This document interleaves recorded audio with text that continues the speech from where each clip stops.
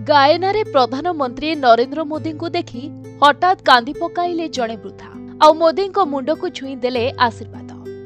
हाँ आज्ञा 56 वर्ष मध्य प्रथम थर पाई भारतीय प्रधानमंत्री भावे गायना गस्त करिसेंती प्रधानमंत्री नरेंद्र मोदी। जॉर्ज टाउन रे पहुंचबा परे मोदी को गायना राष्ट्रपति मोहम्मद इरफान अली, प्रधानमंत्री मार्क आंथोनी एवं कैबिनेट मंत्री भव्य स्वागत जणाइथिले। एही समय भारतीय माने मध्य सेठारे थिबा बेले मोदी को देखि हठात जणे वृद्धा कांदी पकाइथिले आउ मुंड छुई आशीर्वाद देइथिले।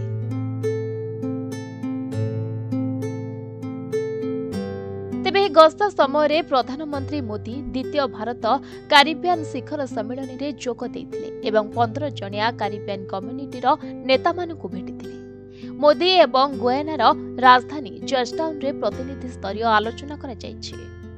तेबे आज बैठक में सहयोग को सुदृढ़ करने अनेक नुआ क्षेत्र चिन्हट कर आमे आमर द्विपाक्षिक वाणिज्य एवं अर्थनैतिक सहयोग वृद्धि करने को प्रयास जारी रखिछु बोली मोदी कहिसंते। तेबे गुयानार लोकंक आवश्यकता अनुसार दक्षता विकास रे भारत एक बड़ अवदान होइछे। मोदी कहिसंती गत वर्ष भारत द्वारा दान करा जायथिबा बाजरा बिहन द्वारा आमे गायना एवं समग्र अंचलर खाद्य सुरक्षा रे योगदान करि परिबा। सेही भली धान मिलिंग, आखु, मका, सोया और अन्यान्य फसल चाष वृद्धि रे मध्य सहयोग करिबो। गायनार राष्ट्रपति डॉक्टर इरफान अली कहिसंती जे प्रधानमंत्री मोदी का गायना गस्त पई आमे अत्यंत कृतज्ञ। मो प्रधानमंत्री मोदी को स्टेट हाउस रे स्वागत करिबार गौरव पाइथिले।